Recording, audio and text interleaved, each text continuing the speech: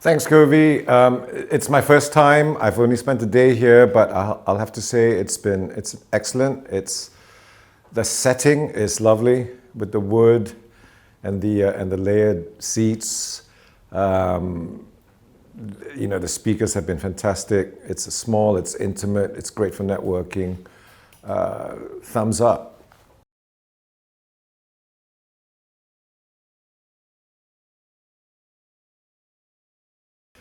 I think there are multiple challenges.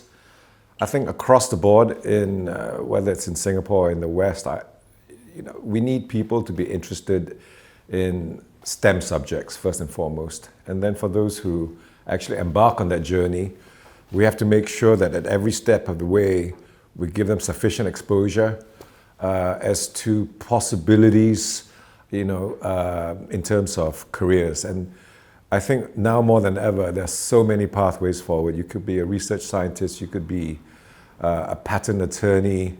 All of them will require, a grounding, strong grounding in sciences and mathematics.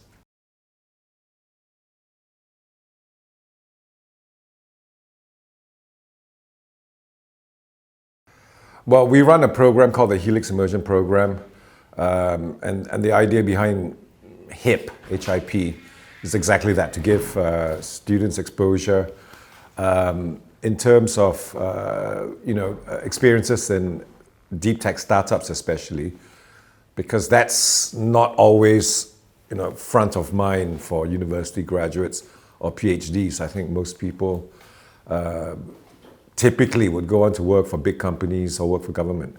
So exposure is important.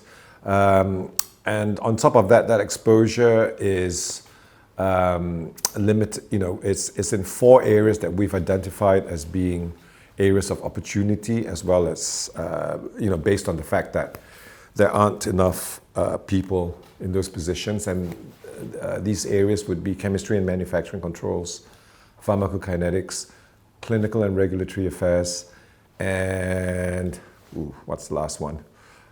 Did I say pharmacokinetics? I did.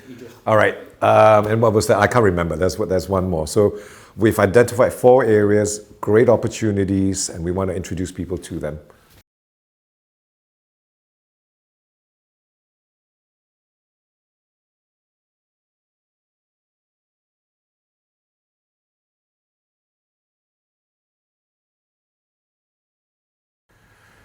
I just want to pick up on Matthias, who was the first speaker this morning on qualities he sees as necessary for leaders in biotech, and I just wanted to add a few of them. I think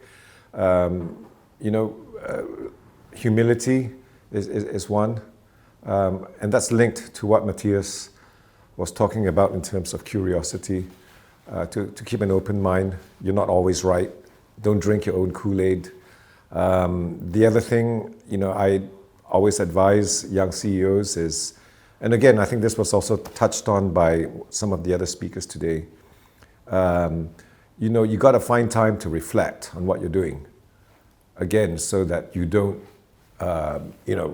go down a rabbit hole and get yourself stuck. And then finally, I think one thing that's not talked about often enough is, as a leader, you got to take care of your people. Young CEOs, in their effort to meet investor expectations, to hit their milestones, forget that they actually work with a team. Team spirit doesn't happen automatically. It takes cultivation. It takes time. It takes care. So, these are some of the things I hope young leaders will have picked up in the course of these few days. I think from what I've seen this morning, GBR has done an amazing job. You've curated a group of 100 participants. I think that's a good start. I think that's a great way to start. Have a group of motivated, self-selected almost individuals. And I think they will be best placed to take advantage of all that's happened in the course of this conference.